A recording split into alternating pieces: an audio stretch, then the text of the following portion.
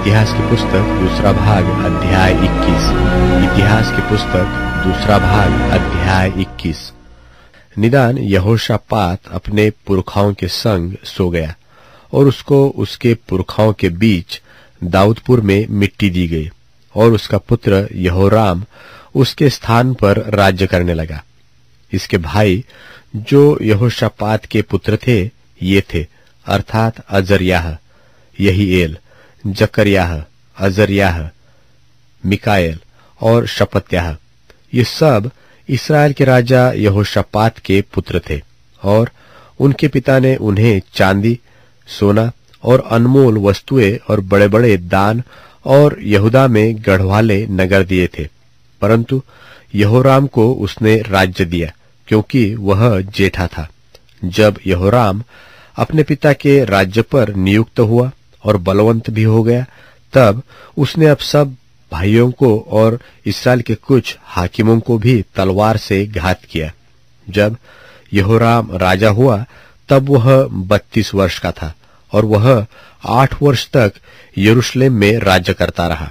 वह इस्राएल के राजाओं की सी चाल चला, जैसे अहाब का घराना चलता था, क्योंकि उसकी पत्नी अहाब की बेटी थी, और वह उस काम को करता था जो यहोवा की दृष्टि में बुरा है। तो भी यहोवा ने दाऊद के घराने को नाश करना न चाहा। यह उस वाचा के कारण था जो उसने दाऊद से बांधी थी, और उस वचन के अनुसार था जो उसने उसको दिया था कि मैं ऐसा करूंगा कि तेरा और तेरे वंश का दीपक कभी न बुझेगा। उसके दिनों में एदोम ने यहूदा की अधीनता छोड़कर अपने ऊपर एक राजा बना लिया। सो यहोराम अपने हाकिमों और अपने सब रथों को साथ लेकर उधर गया और रथों के प्रधानों को मारा। यो एदोम यहूदा के वश से छूट गया और आज तक वैसा ही है। उसी समय लिब्ना ने भी उसकी अधीनता छोड़ दी। यह इस कारण हुआ कि उसने अपने पितरों के परमेश्वर यहोवा को त्याग दिया था, और उसने यहूदा के पहाड़ों पर ऊंचे स्थान बनाए और यरूशलेम के निवासियों से व्यभिचार कराया और यहूदा को बहका दिया। तब एलिय्याह नबी का एक पुत्र उनके पास आया कि तेरे मूल पुरुष दाऊद का परमेश्वर यहोवा यो कहता है कि तू जो न तो अपने पिता यहोशापात की लीक पर चला है और न यहूदा के राजा आसा की लीक पर, वरन इस्राएल के राजाओं की लीक पर चला है और अहाब के घराने की नाई यहूदियों और यरूशलेम के निवासियों से व्यभिचार कराया है, और अपने पिता के घराने में से अपने भाइयों को जो कुछ तुझसे अच्छे थे घात किया है।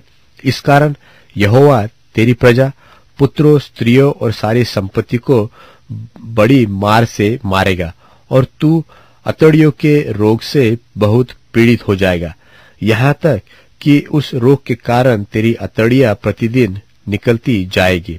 और यहोवा ने पलिश्तियों को और कुशियों के पास रहने वाले अरबियों को यहोराम के विरुद्ध उभारा, और वे यहूदा पर चढ़ाई करके उस पर टूट पड़े, और राजभवन में जितनी संपत्ति मिली उस सबको और राजों के पुत्रों को और स्त्रियों को भी ले गए, यहाँ तक कि उसके लुटेरे बेटे यहोआहाज को छोड़ उसके पास कोई भी पुत्र न रहा।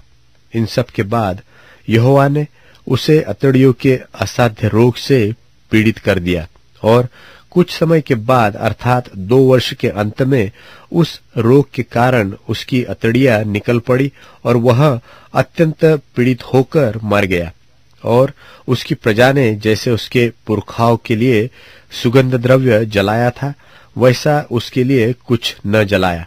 जब वह राज्य करने लगा तब वह 32 वर्ष का था, और यरूशलेम में 8 वर्ष तक राज्य करता रहा, और सबको अप्रिय होकर जाता रहा, और उसको दाऊदपुर में मिट्टी दी गई, परंतु राजाओं के कब्रिस्तान में नहीं।